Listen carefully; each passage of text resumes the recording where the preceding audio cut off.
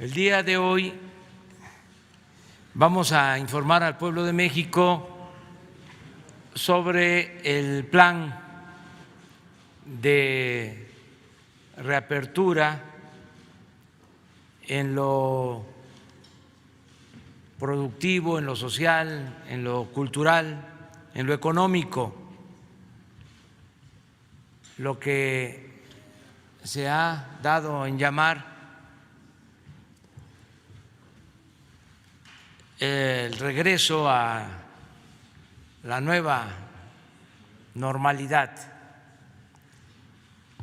Hoy se va a informar sobre cómo vamos a iniciar esta nueva etapa, en qué consiste, y vamos a estar constantemente informando. Con su permiso, presidente. Buenos días a los compañeros de la prensa, buenos días a los televidentes y seguidores en redes sociales. Igual que el doctor Alcocer, a mí me da mucho gusto estar hoy aquí para anunciar un plan de reapertura de las actividades sociales, educativas y económicas. Es cierto que la jornada de sana distancia nos ha traído un control, un aplanamiento de la curva, pero también es cierto que tenemos que empezar a prepararnos y pensar en cómo nos vamos a ir adaptando a una nueva normalidad. Adelante, por favor. Necesitamos que este plan que hoy presentamos tenga claridad, que dé claridad, certidumbre y seguridad a los ciudadanos, a los trabajadores, a las empresas, a los gobiernos estatales, a los gobiernos municipales. Queremos que en todo momento el plan siga un camino gradual, ordenado y cauto. Es muy importante que estas tres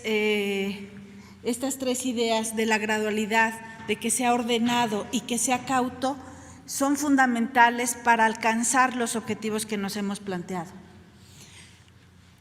Los principios con los que trabajamos el plan, trabajamos de manera coordinada la Secretaría de Relaciones Exteriores, de Trabajo, el Instituto Mexicano del Seguro Social, la Secretaría de Gobernación, por supuesto la Secretaría de Salud. Es una coordinación y se nota en cómo lo reflejamos en los principios que orientaron el plan. Privilegiar la vida y la salud. Buscar la solidaridad con todos y evitar la discriminación. Fundamentarlo en los principios de la economía moral y la eficiencia productiva y sustentarlo en la responsabilidad colectiva del sector público, privado y social. Adelante. El plan de la nueva normalidad tiene 3 etapas. Una que inicia el 18 de mayo, la segunda que es una etapa de preparación y la tercera que es justamente el 1 de junio cuando termina la Jornada Nacional de Sana Distancia. En la gráfica de abajo es simplemente una representación de cómo nos ubicamos el 18 de mayo para un proceso de reapertura que en realidad arranca en una zona muy localizada y después se extiende a todo el país. La siguiente, por favor. Las 3 etapas que les mencionaba. Es una etapa de reapertura de los municipios que hemos llamado los municipios de la esperanza. Aquellos municipios que no tienen contagio y que no tienen vecindad con municipios con contagio. Los vamos a ver en el mapa en un momento. La segunda etapa, que iniciará del 18 al 31 de mayo. Esta etapa es igualmente importante. ¿Por qué? Porque es una etapa donde nos vamos a preparar los trabajadores, las empresas, las familias para reiniciar. Las empresas tendrán que hacer protocolos, nosotros tendremos que saber exactamente qué hacer en cada momento de la nueva normalidad. Y la tercera etapa, que arranca el 1 de junio con un sistema de semáforo por regiones. Para quienes conocen el sistema de colores con el que opera el No Circula en la Ciudad de México, piensen un poco en eso y lo vamos a ir presentando acá. Sistema de semáforo por regiones para la reactividad de actividades sociales, económicas y educativas. Adelante. La etapa 1. Estos municipios que hemos detectado que no tienen contagio y no tienen vecindad con contagio les hemos denominado los municipios de La Esperanza. En el corte de hoy son 269 en 15 estados. En los próximos días habrá una colaboración institucional y entre gobiernos para la implementación de cercos sanitarios, para proteger a estos municipios. Y a partir del 18 de mayo, el próximo lunes, vamos a tener abierta la actividad escolar del espacio público, laboral, de personas vulnerables y de las medidas que se tienen que tomar para la salud pública y el trabajo. Estos municipios que no tienen contagio van a arrancar sus actividades y los vamos a estar monitoreando y acompañando además con jornadas de salud para mantener su condición de municipios sin contagio. Adelante. Aquí está la distribución de los municipios en el mapa. Les decía, son 269 en 15 estados. Adelante. La segunda etapa es etapa de preparación, donde vamos a dar a conocer los lineamientos, los protocolos que se tiene que seguir para garantizar la salud, para garantizar un reinicio seguro de las actividades. Vamos a capacitar a los trabajadores para que tengan un ambiente laboral seguro, para que haya tiempo que las empresas readecúen los espacios laborales y para que se instalen filtros de ingreso a las instalaciones de fábricas y talleres, la sanitización e higiene de los espacios laborales. Esta etapa de preparación va a correr entre el 18 y el 31 de mayo. Adelante. Este es el semáforo. Es un semáforo que tiene 4 colores: rojo, naranja, amarillo y verde. Entonces, es muy importante que sepamos 4 colores: rojo, naranja, amarillo y verde. Y tiene 5 categorías: medidas de salud pública y trabajo, las actividades laborales, las actividades del espacio público, tanto el abierto como el cerrado, las actividades de las personas vulnerables y las actividades educativas. Veamos las medidas de salud pública y trabajo para cuando el semáforo esté en rojo. Ahí vamos a seguir, por eso es un regreso a la nueva normalidad, porque vamos a estar todo el tiempo sabiendo que tenemos que seguir cuidándonos. Todavía no hay vacuna, todavía no hay medicamento para la atención del COVID-19. Hay esfuerzos muy importantes en los que México participa, pero todavía no tenemos. Entonces, tenemos que seguir cuidándonos con las recomendaciones de la Secretaría de Salud. Esas medidas de salud las vamos a tomar independientemente del color del semáforo. Las vamos a tomar en rojo, en naranja, en amarillo y en verde. Cuando el semáforo esté en rojo, solamente se permitirá las actividades laborales esenciales, que ya son las que hemos dado a conocer, pero además ahora vamos a agregar 3 nuevos sectores a las actividades esenciales: la minería, la construcción y la fabricación de transporte. En el naranja aumenta las actividades que pueden desarrollarse. Siempre las medidas de salud pública y trabajo, esas siempre están presentes en el naranja también. En términos de las actividades laborales, pueden estar trabajando las actividades esenciales y las no esenciales, pero las no esenciales a un nivel reducido. Y en el espacio público podrán empezar a operar espacio público abierto, pero también de manera reducida. El naranja es moverse un poquito de la situación del rojo, nos vamos abriendo y las personas vulnerables podrán incorporarse a las actividades laborales, pero con máximo cuidado. Para ello tendremos protocolos donde se tendrá que saber si podemos acortar su jornada de trabajo, si podemos destinarles espacios exclusivos para sus alimentos, para el cambio de ropa, etcétera. Tenemos que cuidar a las personas vulnerables. ¿Quiénes son las personas vulnerables? Las que tienen enfermedades crónicas y que queremos que estén controladas, y los adultos mayores. En el amarillo, cuando el semáforo está en amarillo, de nuevo se amplía las actividades que se pueden hacer. De nuevo, siempre el cuidado de las medidas de salud pública y del trabajo. En el aspecto laboral podrán operar todas las actividades consideradas esenciales y no esenciales sin restricción. En el espacio público abierto habrá restricciones menores para el espacio abierto y mayores para el caso del espacio público cerrado. Me refiero a templos religiosos, a museos, a cines, a teatros, que es parte del espacio público, restaurantes, pero van a tener que operar de manera reducida. Y el cuidado de personas vulnerables va a ser un cuidado medio, siempre y cuando el semáforo esté en amarillo.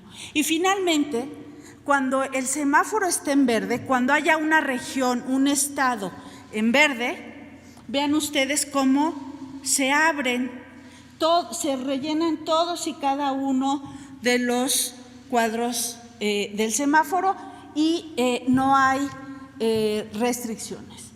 Se siguen las medidas de salud pública y trabajo, opera las actividades esenciales y no esenciales. El espacio público en lugares abiertos y cerrados opera plenamente.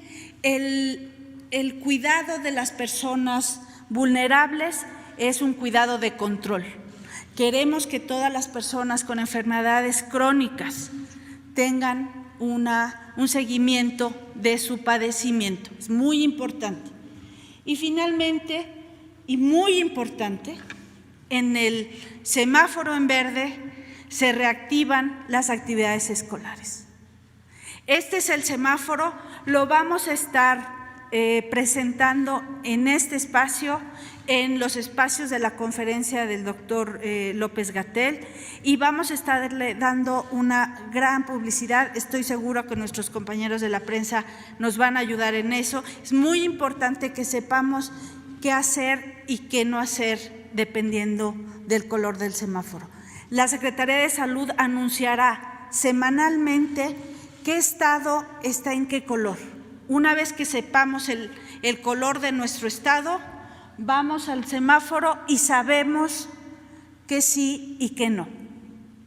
Esta es, pues, un plan de reapertura donde arrancaremos el 1 de junio. Mientras tanto, tendremos una etapa de preparación y ampliaremos a partir del día 18 de mayo las actividades esenciales con construcción, con minería y con fabricación de transporte.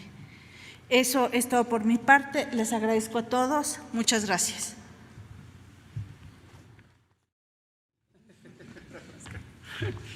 Gracias, señor presidente. Buen día. Secretarias, secretarios, gobernadores, jefa de gobierno, compañeros directores generales de la Seguridad Social, muy buenos días tengan todas y todos ustedes. De manera sintética, quiero presentar 4 láminas para cerrar esta idea de lo que se presenta hoy como el plan de la reapertura hacia la nueva normalidad, consideraciones sanitarias específicas y lo que implicará la dinámica de este semáforo. ya como ha instruido el presidente, en las noches en la conferencia técnica específica sobre COVID estaremos dando distintas puntualizaciones. Vemos la siguiente, por favor.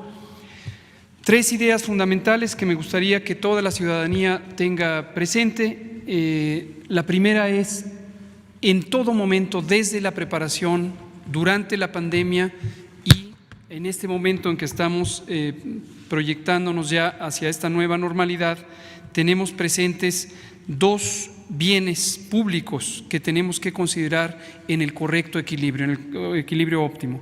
Por un lado está el bien público de la salud y desde luego la vida, que es el prioritario, y por el otro lado está el bienestar social y el económico, que a su vez tienen que ver con la salud y la vida.